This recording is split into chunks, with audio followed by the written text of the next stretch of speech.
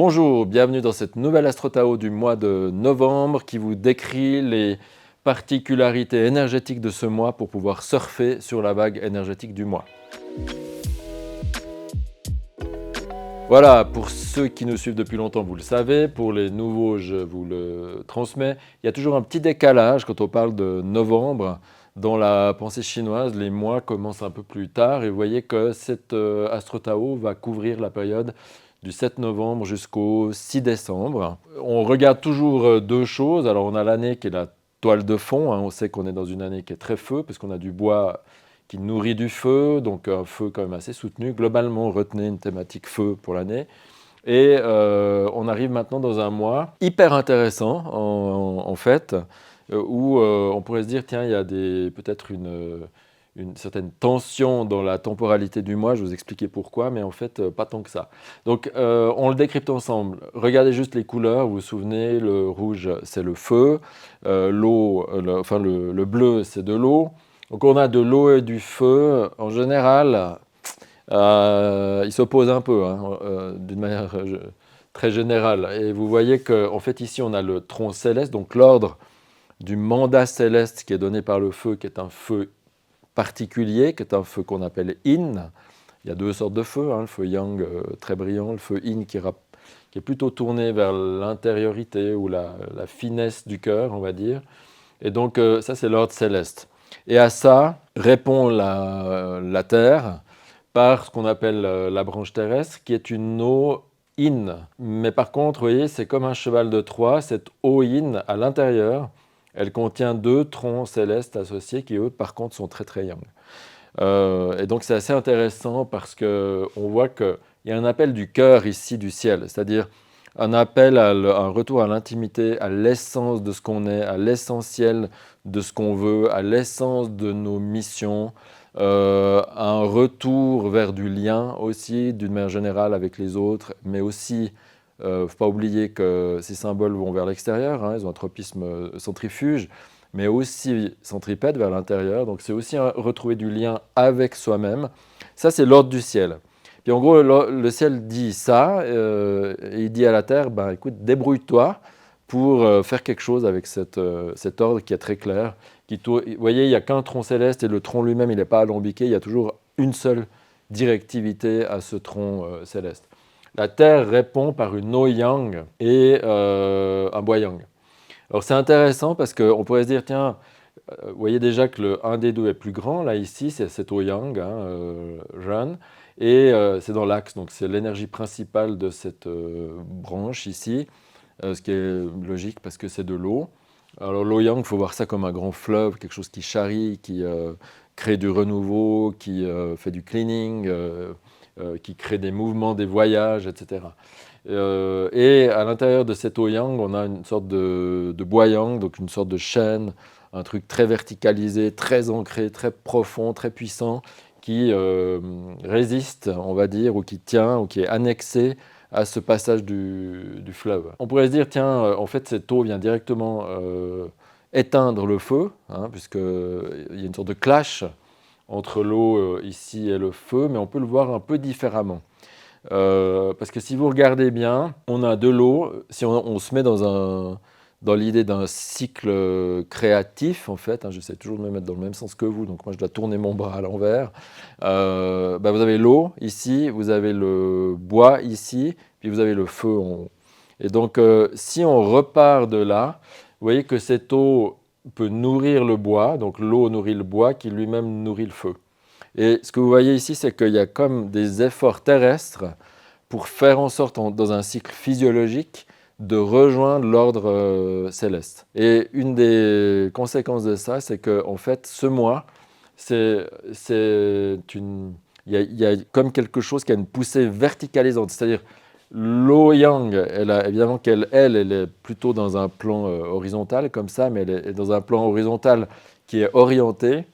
Et le bois yang se nourrit du passage de cette eau pour lui se verticaliser et s'élever vers le ciel et même s'ouvrir ou s'épanouir. Imaginez un grand chêne en direction du ciel pour capter, imaginez une antenne qui monte et puis qui vient capter les influences du ciel. Et quelle est l'influence du ciel? Retourner vers votre centre. Donc il y a un truc qui est assez intéressant ce mois. Il y a une assise à trouver vers le bas, une sorte de réunification de la puissance du fleuve à reprendre pour son axe, pour se reconnecter à quelque chose qui nous ramène au cœur. Et en fait, déjà, même physiquement, si vous voulez essayer de faire un mouvement du genre, hein, c'est pas très compliqué. Et de revenir, vous pouvez répéter par exemple ce type d'exercice 9 fois tous les jours. Pendant tout le mois, vous verrez que si vous comprenez ce que vous faites en toile de fond, ramenez l'essence au cœur de moi, ou raviver la flamme au cœur de moi, au travers de l'utilisation d'une énergie extrêmement puissante de l'eau, mise au service d'une verticalisation du bois, eh bien, ça va vous permettre de vous reconnecter. En fait, c'est ça un peu l'idée d'une reconnexion, mais en même temps un peu particulière. Pourquoi? Parce que regardez l'hexagramme du mois. En fait, vous avez l'hexagramme numéro 16, on l'appelle l'enthousiasme. Pourquoi? Parce que il y a une volonté de changement dans cet hexagramme. En fait, vous avez au-dessus le trigramme, vous voyez, les 3 premiers traits, c'est John en haut. Donc il y a le POM du ciel qui vient produire un ébranlement dans un Kun, ici, l'hexagramme du bas, c'est Kun, la Terre. Et vous voyez ces 3 traits in, donc capables d'absorber cette énergie qui vient du ciel.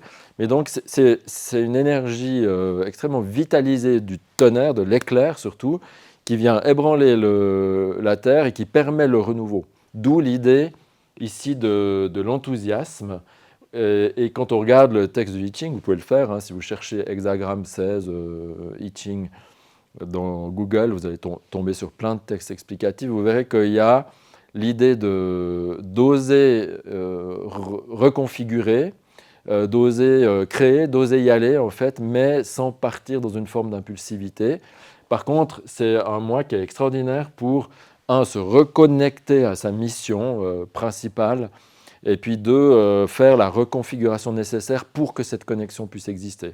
Parce que c'est un peu comme si, vous voyez, vous avez la connexion qui est là, puis après on fonctionne, on bouge comme ça. Vous avez la connexion qui est là, puis à un moment donné, vous avez votre connexion, puis vous êtes à côté. Et l'idée générale, ce mois, c'est de refaire ça.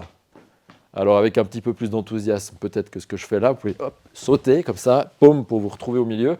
Mais l'idée générale, c'est ça, c'est de garder cet enthousiasme, un enthousiasme axé, centré, qui garde un axe, la puissance de l'eau, l'axe intérieur, et éclairé par le cœur. Voilà.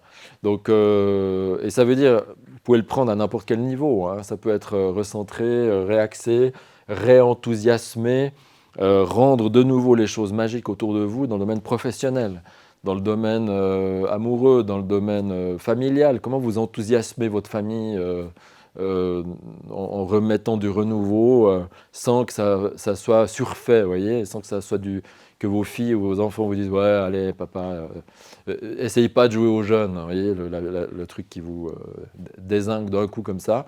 Mais parce qu'ils sentent très bien si vous êtes, c'est du faux alignement en fait, ou quelque chose qui est trop fake. Et ça peut être renouer avec ses parents, renouer avec ses ancêtres, renouer ou se reposer des questions sérieuses sur sa voie spirituelle, etc. Donc voilà, c'est vraiment l'ordre de ce mois, on va dire l'ordre céleste de ce mois, avec la manière, vous avez vu, très particulière de la Terre de répondre à cet enthousiasme ou à cette injonction de retour à quelque chose de très intime. Et donc, essayez de profiter de cet élan-là, parce que tout va vous pousser à vous réaligner, mais si vous ne le faites pas consciemment, ça peut être très anarchique, et puis le danger, c'est de se disperser, que ça parte dans tous les sens, et que l'énergie soit plutôt perdue plutôt que canalisée et bien utilisée, hein. Donc, faites-le en conscience. Et comment on le fait en conscience? Vous hiérarchisez. Essayez pas de tout traiter à 360 en même temps. Choisissez des axes. À l'intérieur de l'enthousiasme de 360, choisissez un truc que vous savez pouvoir faire, raisonnable, et que vous améliorez par exemple, ou que vous optimisez, ou vous apportez des améliorations, que ce soit dans le domaine relationnel, émotionnel, familial, pro, etc. Tout ce que je viens de nommer avant. Souvenez-vous, enthousiasme sans dispersion et avec efficacité. Voilà, c'est un petit peu le mot d'ordre de ce mois. Je vous laisse avec ça. Je vous rappelle deux choses, enfin deux, trois petites choses. Un, si ces Astro Tao vous plaisent, n'oubliez pas de vous abonner à la chaîne. De mettre un petit commentaire, tac, tac, tac, tac, tac, comme ça, parce que c'est un tout petit peu d'énergie que vous nous rendez et qui fait monter la vidéo dans les algorithmes, donc qui lui donne plus de visibilité et donc qui peut permettre d'aider plus de gens. Et donc ensemble, en faisant ça, ne négligez pas le tic-tic-tic, parce qu'en en fait, à peu de choses près, ça nous permet d'aider, en fait, au fond, tous ensemble, et vous participez à ça, plus de gens. Et donc voilà, et de vous abonner aussi, donc d'activer les petites notifications en appuyant sur le petit gligli là-dessous.